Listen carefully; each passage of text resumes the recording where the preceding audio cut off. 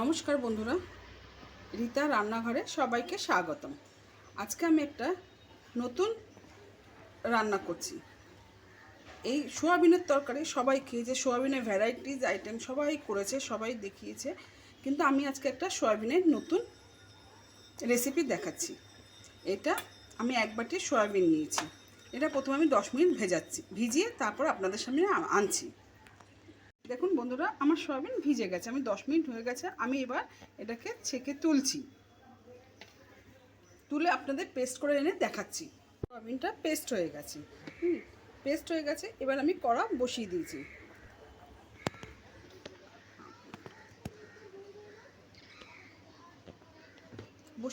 এবার আমি তেল ঢালবো। আমি সয়াবিন তেল দিচ্ছি, এটাকে দেখাস বেশি তেল লাগে না। এই গরমের মধ্যে আপনার তরকারি খেতে ইচ্ছা করবে না, কিন্তু আপনি এটা দিলে আপনার এই বাটা সয়াবিন বাটা দিয়ে এক ভাত খাওয়া হয়ে যাবে, এক থালা ভাত খাওয়া হয়ে যাবে। এবার এটা তেল গরম হোক, এটা তেল 5 মিনিট সময় গরম। এখন বন্ধুরা, আমার তো পেস্ট হয়ে গেছে। আমি কড়াতে তেল বসিয়ে দিয়েছি গরম করতে। আমি দেখাচ্ছি আমার ইনগ্রিডিয়েন্টসগুলো। প্রথমে আছে পেঁয়াজ বাটা, রসুন বাটা, একটু হলুদ গুঁড়ো, একটু কাশ্মীরি লাল লঙ্কার গুঁড়ো, কাঁচা লঙ্কা আর আদা কাঁচা লঙ্কা বাটা আমার আছে। আমার এগুলো সব বাটা, আমার পেঁয়াজ বাটা, রসুন বাটা, আদা বাটা আমি বেটে রেখে দিই।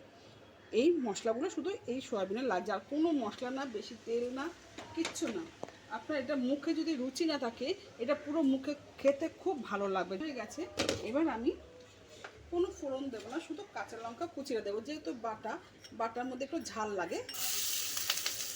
ঝাল না দিলে সেই বাটা ভালো লাগে না। এবার দিয়ে দেবো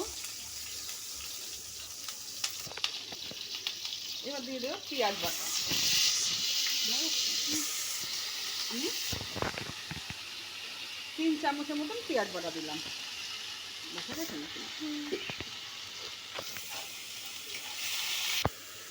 এবার দেখুন 1 চামচ রসুন বাটা এইখানে রসুন বাটা।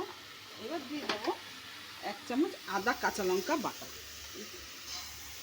1 চামচ আদা কাঁচা লঙ্কা বাটা। এই হচ্ছে আমার মশলা, আর কোনো মশলা লাগবে না। একটু নাড়িয়ে চাড়িয়ে আমি সয়াবিনটা ঢেলে দেবো। হ্যাঁ, দেখুন বন্ধুরা, আমি একটু পেঁয়াজ, আদা বাটা, রসুন বাটা, কাঁচা লঙ্কা কুচি দিয়ে একটু নাড়িয়ে চাড়িয়ে এইবার আমি সয়াবিনটা ঢেলে দিচ্ছি।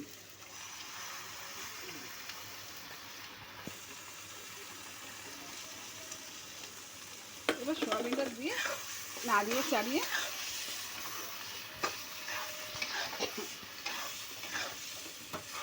এটা বেশ ভালো করে আগে নাড়াতে হবে।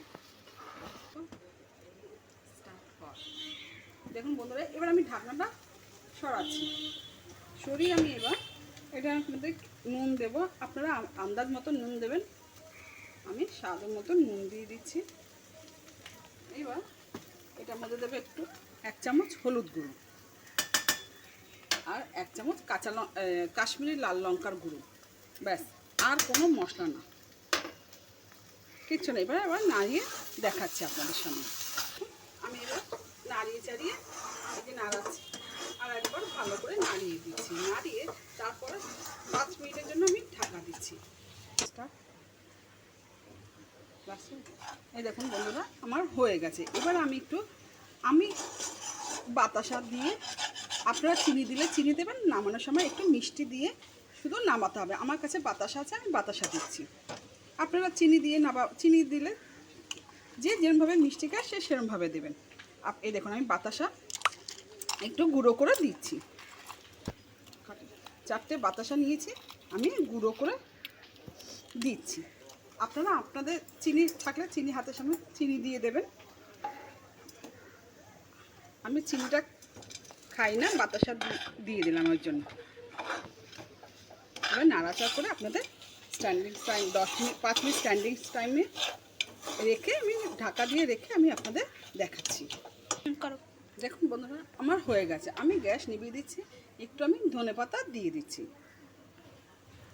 ধনেপাতা দিয়ে নাড়াচাড়া করে আমি নামিয়ে দিচ্ছি। ব্যাস আমার হয়ে গেছে। বুঝছেন?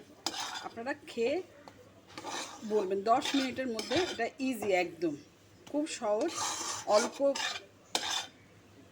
মশলাপাতি দিয়ে একদম খুব সহজভাবে হয়ে যায়। মুখে যদি রুচি না থাকে এটা খাবেন, অরুচি থাকলে মুখ দেখবেন মনে হবে চিকেন খাওয়া হচ্ছে, আর খুব ভালো লাগে, মুখে স্বাদও ফিরে আসে। আমার হয়ে গেছে দেখুন, আমি এবার নামিয়ে দিচ্ছি, প্লেটিং করছি।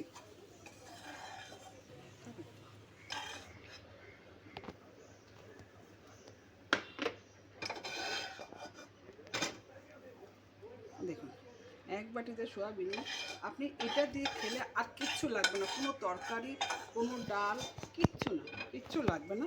এটা দিয়ে আপনার এক থালা ভাত খাওয়া হয়ে যাবে। আমার রান্না কমপ্লিট। আপনাদের কেমন লেগেছে আপনারা আমাকে কমেন্ট করে জানাবেন, আর ভালো লাগলে শেয়ার করে দেবেন, লাইক করে দেবেন।